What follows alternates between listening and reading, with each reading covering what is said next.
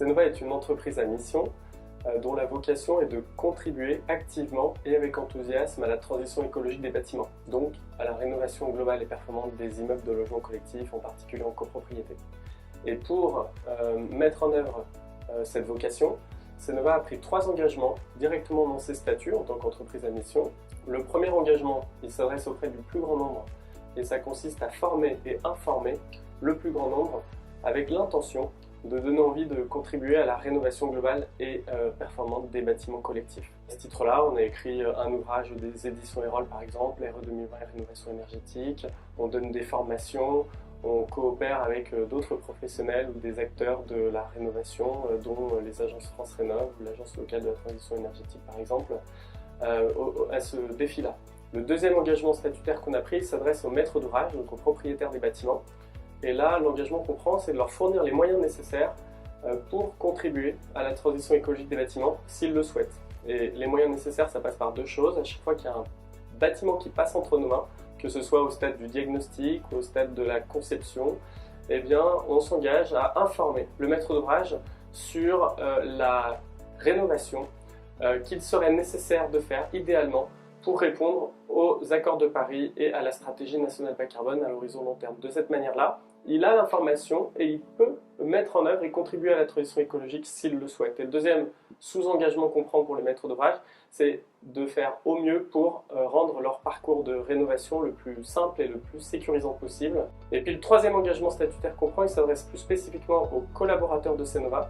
Et là, l'engagement qu'on prend, c'est de leur proposer un cadre qui soit propice à leur développement personnel pour faire de chaque expérience vécue, positive comme moins positive, une source de croissance personnelle. Et c'est de cette manière-là, on pense que le chemin de la rénovation énergétique sera un chemin qui sera enthousiasmant et qu'on sera au service des générations futures, mais aussi au service des générations d'ici et maintenant, c'est-à-dire les êtres humains les plus proches de nous, nous-mêmes, nos collaborateurs, nos clients.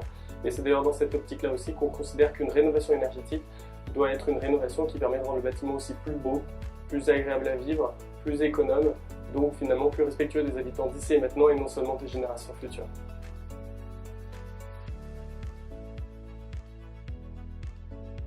Pour répondre à notre mission de contribuer activement et avec enthousiasme à la transition écologique du bâtiment, ça ne se fera pas seul. On a besoin de nouer des alliances, de coopérer avec le plus grand nombre, tous les acteurs en réalité du bâtiment et de la transition écologique. Et parmi ces acteurs, bien sûr, il y a l'Agence locale de l'énergie et du climat et la LTE 69 qui sont des acteurs clés avec lesquels on est très heureux de coopérer à la fois pour faire émerger un marché, une demande qui soit de bon niveau, qui soit à la fois qualitative et en volume, bref, pour enclencher une dynamique territoriale sur la transition écologique des bâtiments et la rénovation globale et performante des immeubles. Et puis également pour faire émerger une offre qui soit elle aussi qualitative et qui permette finalement que ce processus de transition écologique se réalise et s'intensifie année après année.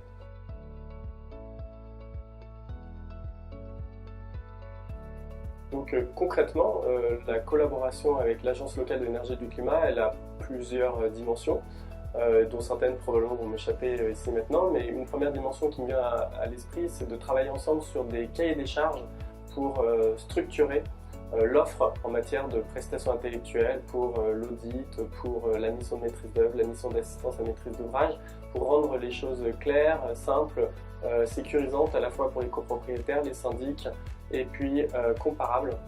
Donc ça c'est un premier exemple. Un deuxième exemple, c'est bien entendu copropriété par copropriété, eh bien, on a un travail de coopération très proche entre le référent au sein de l'ALEC de la copropriété, le conseiller de la copropriété et puis nous-mêmes qui prenons le relais en tant qu'acteurs privés.